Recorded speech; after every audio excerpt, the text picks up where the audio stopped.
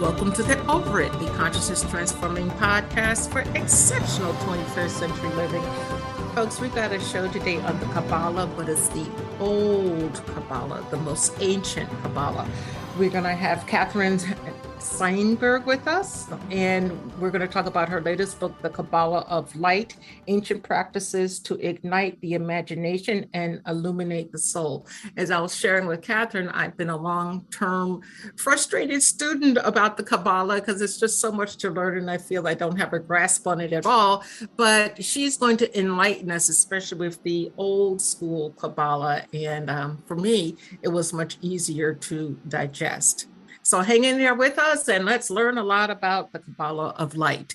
Now, the information shared on Get Over It uses intuitive and pragmatic insight to help you shift your consciousness to break through blocks and release energy that is no longer needed. Yes, we're going to help you let go of the BS that's holding you back. But you guys know I always ask the question, are you truly ready to? And by the way, folks, BS is belief system. A bit about me for my new listeners: intuitive since birth. I'm a third generation intuitive with over 3 decades of experience supporting people to break through the blocks along their path. I'm a strategist for personal and professional transformation, revealing cutting edge information that enables you to prosper and thrive. I spent 25 successful years in corporate America as an executive sales professional, and I'm the founder of Healing Visions and the Northern California Children's Education Network, a 501c3 nonprofit. I provide consultations and healings in all areas of life that heal the mind-body-spirit connection, allowing you to live your very best life. My clients tell me that I keep it real while providing them with accurate information to assist them along their journey as a spirit living a human existence. But they also say, if you really don't want to know, don't ask Monique.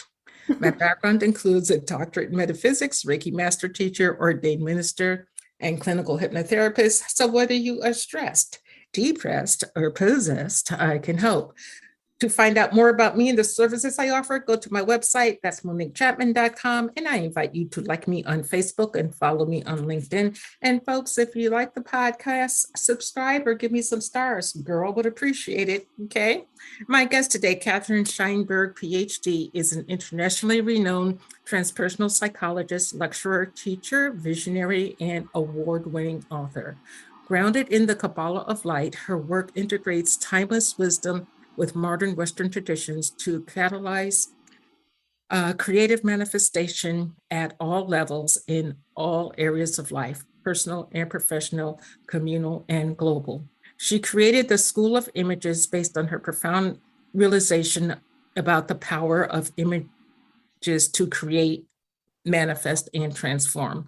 As a master of this work, she has developed an approach and a body of techniques using dreams, images, and inner gazing to communicate with our subconscious and change our lives. Welcome, Catherine. Thank you so much. Hey, it's so great to have you here. I was so excited. I'm pleased to be here too. And I loved your comment. If you don't want to know, don't ask. Yeah, that's kind of me. I was always told when I was working in corporate America that you're too blunt, you're too straightforward, you're this, you're this, you're this.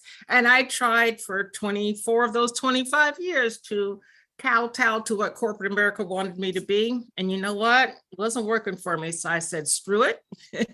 And I went out on my own, and I'm still just as blunt. But, hey, at least with me, there's no BS, and that's bullshit. Exactly. I think that's a good idea. But I like your comment because we also asked the question, so what do you want to know? And if they don't want to know it, and they turn their eyes in and do the work, they're going to be shocked. So we need to be sure that people want to know what they're asking for. Exactly. And I will tell people, they'll say, well, you're a psychic, just tell me something. And I'm like, no, you ask a question and I'll answer it. Because if we go down that rabbit hole of talking about something you're not ready to hear, it's not going to bode well for either one of us. So exactly. Yeah, that is what it is. Well put. But in the work that I do, I ask them to look and go down the rabbit hole. So they have to be ready to see what the subconscious wants to tell them, right? Mm-hmm. I'm a psychic too, so I can see, but I never tell them what I see because the work here, the ancient Kabbalah is all about looking in, asking the question, looking in, and then the subconscious pulls itself together and answers you in its language, which is generally images, sensations, feelings, colors, even numbers, and sometimes language. Mm-hmm. Right? So, well, the subconscious, everything kind of resides there, and it's really important that we are clear, I think, on what we want to discover. Now, tell us about the origin of the Kabbalah of Light.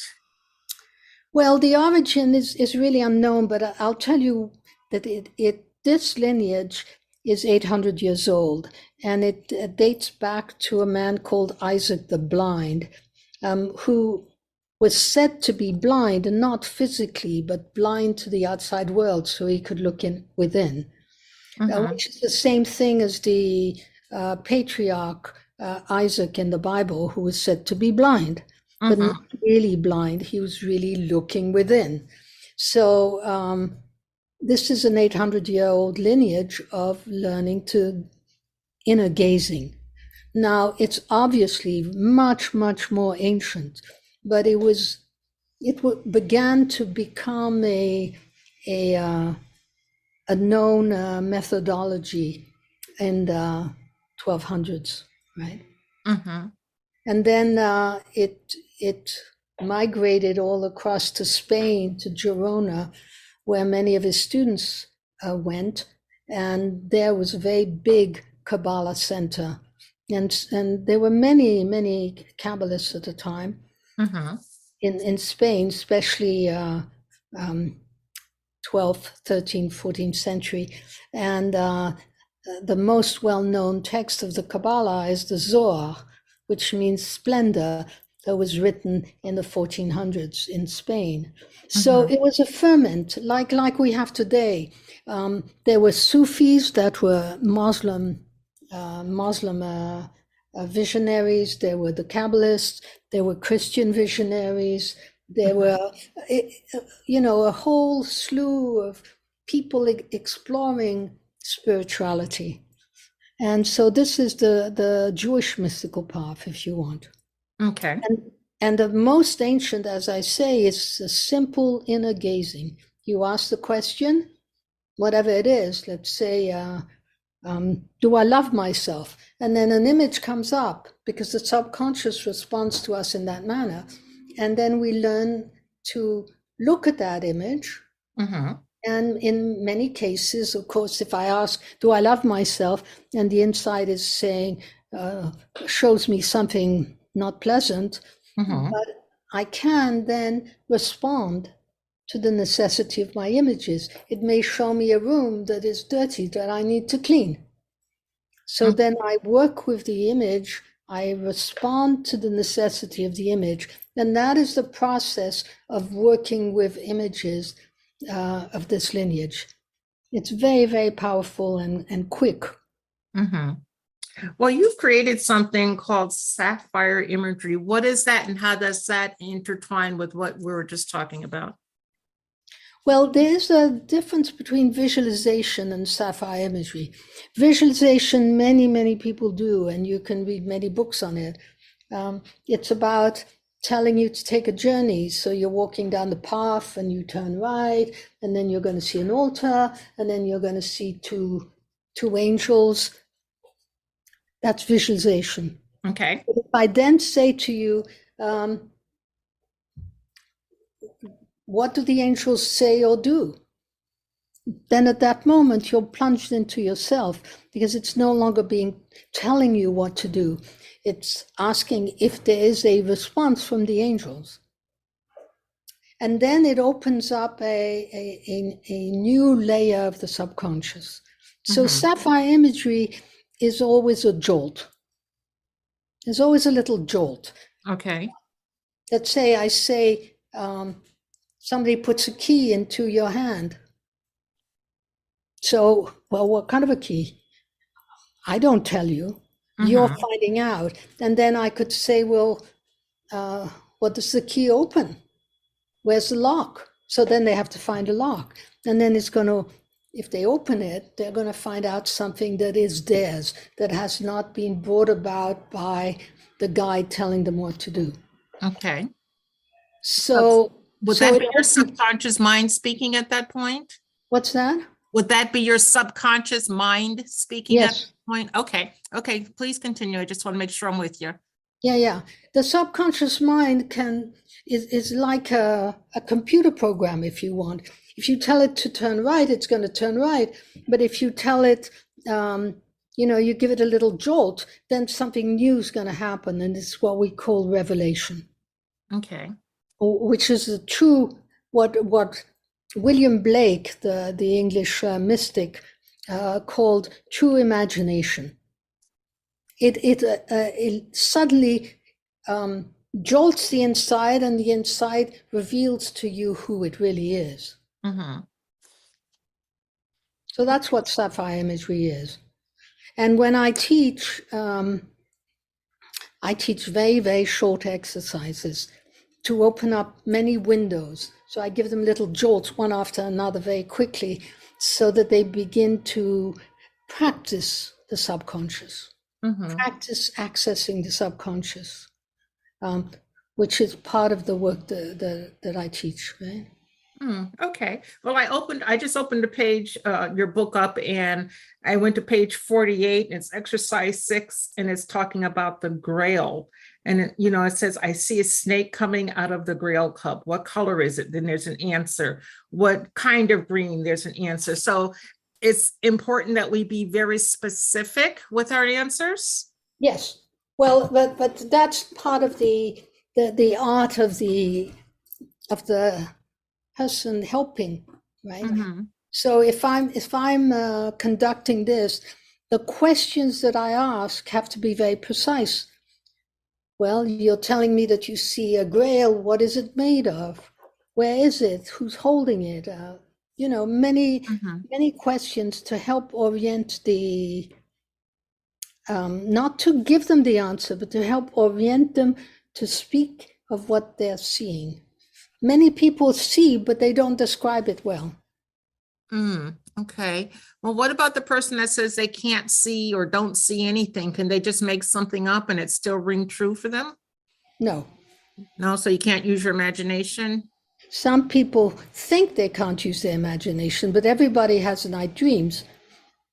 So we know that everybody can see. There are blockages, and one of the major blocks to seeing is they're afraid. They're afraid of their own emotions. They're afraid of what they're going to see. And another is that people have become very, very mental. So that's why Saphire Imagery is important, because if you give a jolt, it pushes away the mental for a second. If I say to you, for example, hear the one hand clapping, that's an old Zen koan. Hear the one hand clapping, your mind goes, excuse me? Right? And then something happens in the imaginal field.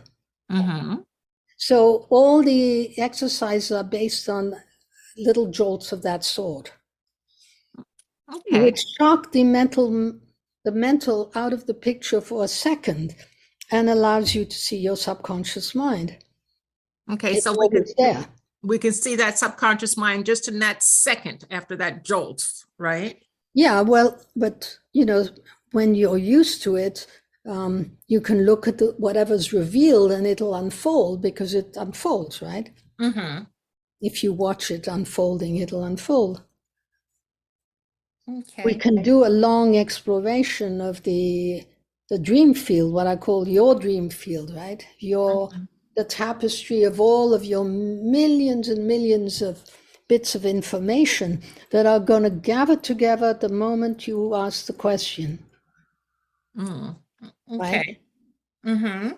So in your book, you say dreaming is a survival faculty of the brain. Talk to us about that.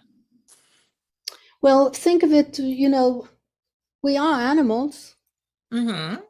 So we started off being more animal than anything else. And the dreaming is the result of thousands of bits of sensory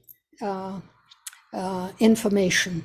And when we say information in form, so everything has to do with form and the forms of molecules that tell us this smells like this, or there's a sound to the right, or that tells us there's danger there, or be careful of that, or it smells like this, that feels like poison, or that feels like perfect good food. So the subconscious is your primary language. It's your language of body language, it's your truth, basically. Now we get in the way of that because our neocortex is a different kind of brain, a conscious brain that's very logical and follows a rational causal world, not the subconscious. The subconscious lives in the moment and gathers all of its information at that moment when it needs it. Am I safe? Whoop, everything comes together and shows me yes or no. And that's why it's a survival mechanism at first. Okay.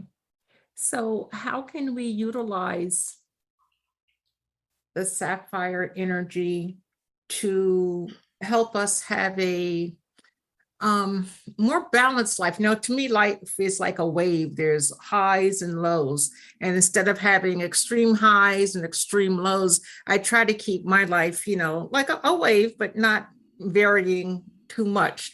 And to me, that's balance, if you will. So how can we utilize the sapphire imagery to get more into the energy of balance instead of the stark ups and downs that we sometimes go through? Well, there are many answers to that, but let me first say that most people do not realize that there's a difference between emotions and feelings. Okay. Emotions are always constrictions, anger, fear, and all the secondary emotions, like frustration, depression, sadness, envy, jealousy, anxiety, self-doubt. All these are secondary emotions, and they're constrictions in the field, in your body. If I'm angry, there's a particular movement in my body that is always, it always takes the same route. The French say, the mustard rises to my nose. That's anger. Okay. So that's the route. It goes up and out, right? And if you think of love, for example, or serenity or peace, how does it move? It expands. Yeah, it grows. Anything that expands like that is a feeling. And so I forget what your question was. I got it all involved with. Well, I think you answered my question and you answered it very well. So thank you so much. So say someone is going through a very low energy time in their life right now, as a lot of people are after COVID and everything that's going on in the world right now. If you listen to 5 minutes of the news, you become extremely depressed. Right. What can we do, or how can we use the Kabbalah of Light and the Saphire Imagery to help us raise our vibration a bit? Because this program has a lot to do with manifesting also, right? Absolutely. Yeah. So how can we have it help us raise the vibration? One of the most important things about looking inward is that it's going to show you where you're at now, but it doesn't mean it's the end of the world. If I see myself in a stormy sea, how can I respond to that? So we have what is called tikkun, which is correction. That is that the dream that I have, let's say somebody's trying to get into my house. Well, then I do a correction. I quickly surround myself with light, and I half open the door, and I find out what the person wants. That person is a part of the self trying to say something to you. So I'm beginning the tikkun of dealing with something that I haven't been dealing with. The more I do that, the more I realize I'm not a victim. The moment I start repairing the images that appear to me, not the images that are given to me, but the images that appear to me in revelation, then I start becoming the power that I'm meant to be. I'm starting clearing the ocean of its garbage and starting to direct my own life, becoming a co-creator in my own life. So it's the tikkun, the correction, that is so important, that gets me to be stronger and stronger and stronger. And I see that with many, many of the students. The moment they start doing this kind of work, the inside gets cleared up, and lo and behold, it affects the outside immediately. Okay. How do we get rid of our fears and our doubts and our worries? How do we just release them so we don't have to have them anymore? Well, you're always going to have them. They're not bad. Not that they're bad. It's just that some people will hang on to the fear an extreme length of time. Yeah, Like me, for instance, I've that's got a trauma. And okay. there are definitely ways of dealing with that. You go back into, let's say you turn your eyes back into your body and ask, well, where is this fear? So let's say it's in my heart. Well, what color is it? Well, it's gray and dark purple. All right. What memory comes out of that? How old are you? And so we work on that until the memory is very clear. I'm 3 years old and my father just slapped me because I disturbed him. So this is a trauma. And so then we respond to the necessity of that 3-year-old feeling very bad. I go today as an adult to stand next to the 3-year-old and ask permission to clear the trauma. So that's what we do. That works very well. Okay, so we can clear a trauma. Say if someone came to you for some work, you could clear a trauma basically in one session if the person is open and willing to do the work. Absolutely. Okay. So speaking of that, first of all, do you have a website? Because I didn't mention one. Yes, I do. What is School it? of Images, the School of Images .org. School of Images. The School of Images. The School of Images.org. Okay. Yeah. And how would someone connect with you if they wanted to work with you, or do you have other people? I have many certified teachers that are excellent. I have classes. At this point, you know, I give the advanced classes. There are lots of workshops. So all that is really shown on the website, and all the possible classes that can be taken. We also have schools across the continents. So there are 9 international schools at this point. So they can study in Chinese, or they can study in Japanese, whatever they or need. German, or Italian, whatever they need. Yeah. Well, you know, there's this fallacy that's being held that in order to truly understand and use the Kabbalah, one has to be of the Jewish faith. Is that true? Not as far as I'm concerned. Everybody looks in, everybody dreams, and everybody can respond to the necessity of their dreams and clear their subconscious. I train many people who are not Jews. Now, the lineage comes from Jewish background and is informed by Jewish thinking, but that doesn't seem to disturb anybody. In fact, they're very interested by it. Ultimately, anybody can do this work. It doesn't matter from which or from what they believe or don't believe. It's just as powerful. Okay. Well, you know, lastly, before I let you go, how can one utilize this energy for healing?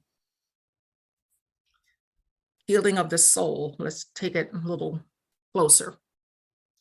Well, it's always the same thing, which is there are layers and layers and layers of inner revelation. So when the person first starts in the work, it's like looking at the ocean, and there's a lot of garbage on the ocean, right?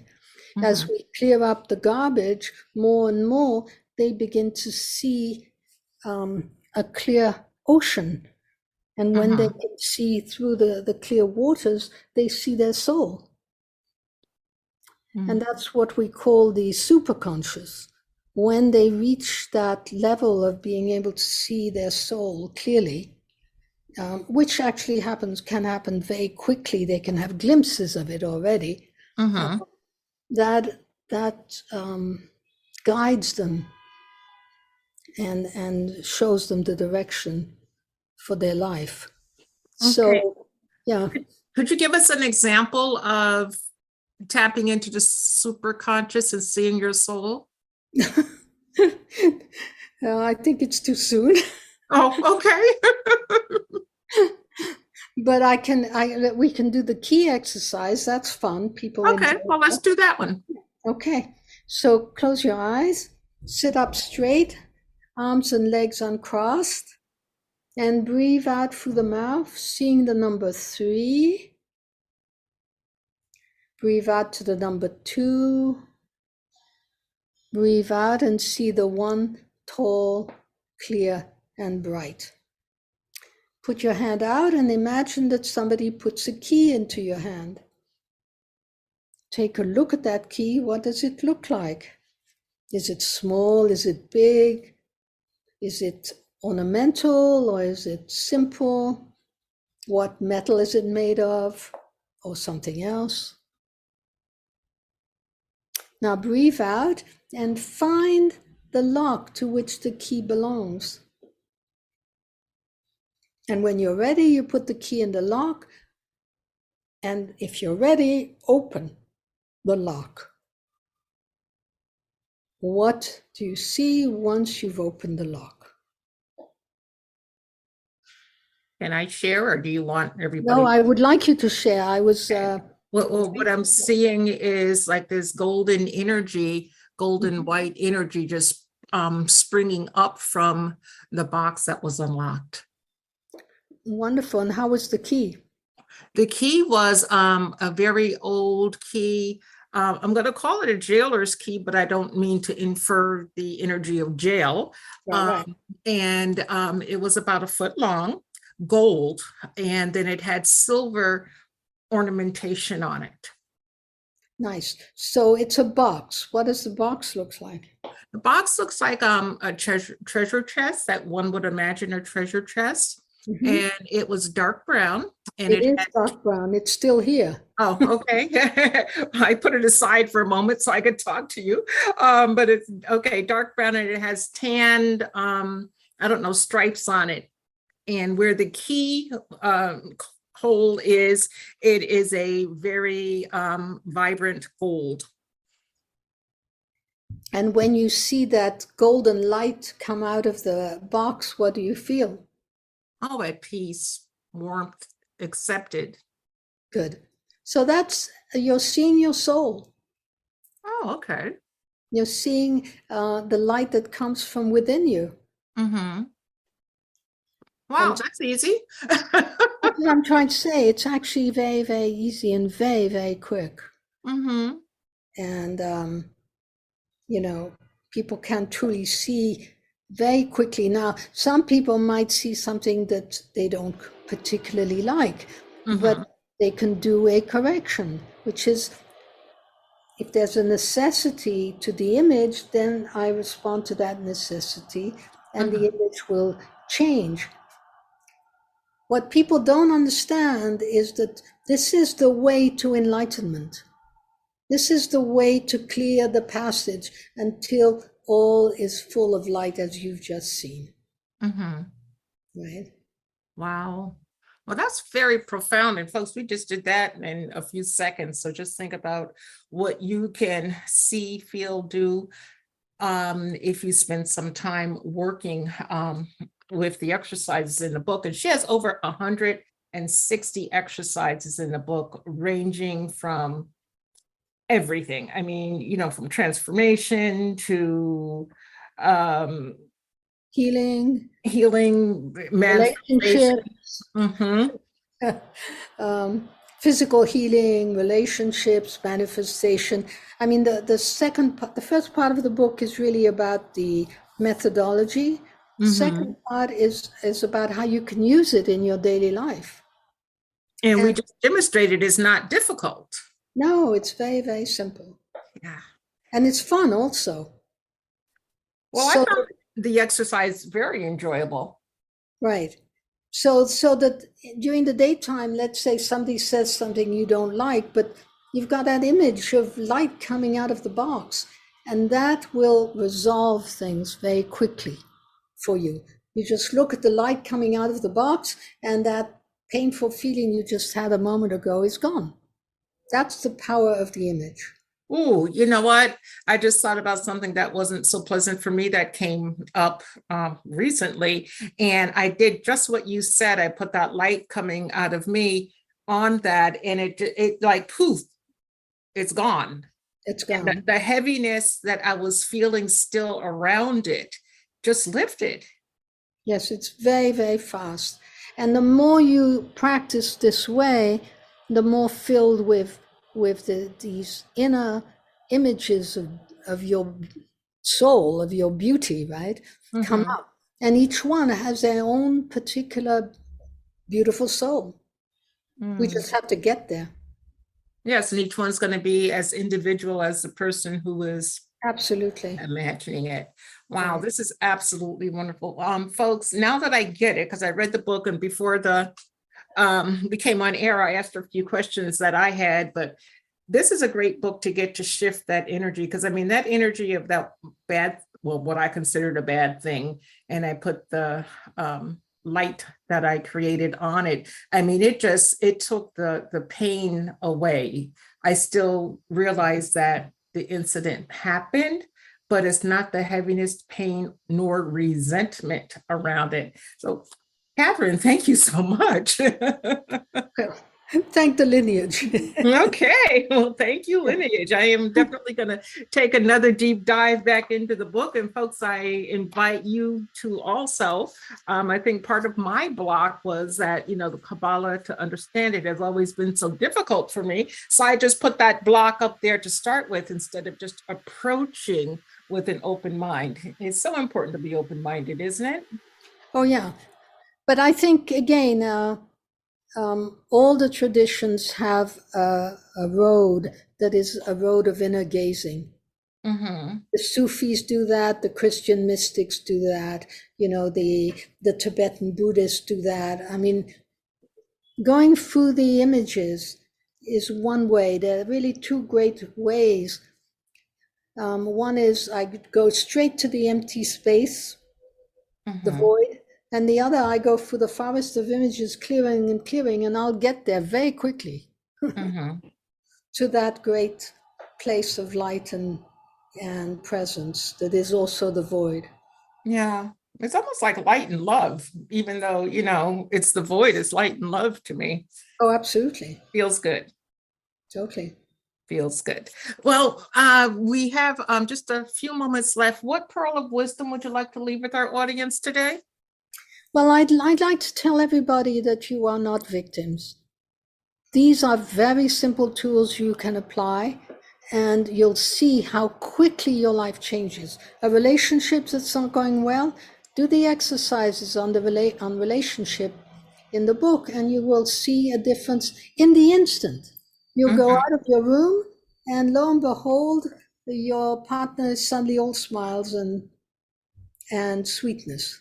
Mm-hmm. So we can talk to the other through the dream time, and that's so powerful. We have an internet of the dream. We can Mm-hmm. talk thousands of miles away to a child that's not responding to us, and he's going to call you. It's Yes. astonishing. Mm-hmm. So we have a tool here to transform our lives and those of others, and also to transform a world that for the moment is looking quite grim. And I am sure we can transform this world in a good way. Well, yes, we need to, and folks, we need to get on it. That critical mass, we need that to happen and happen soon, because the world is in a state, I'm going to just say, of flux, and it's the whole world, just not here in the United States.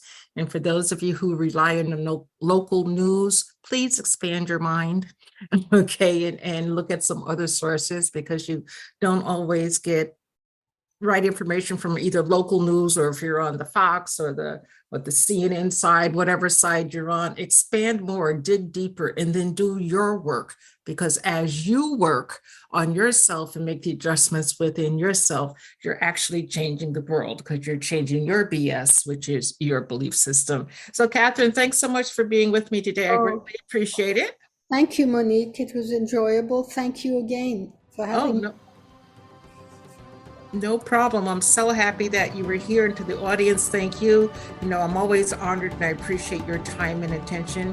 And for everyone, remember that the most important choice that you can make is what you choose to make important. Consider making that masterful choice of discovering the Kabbalah of Light. Abundant blessings, light, and love to all. Agape.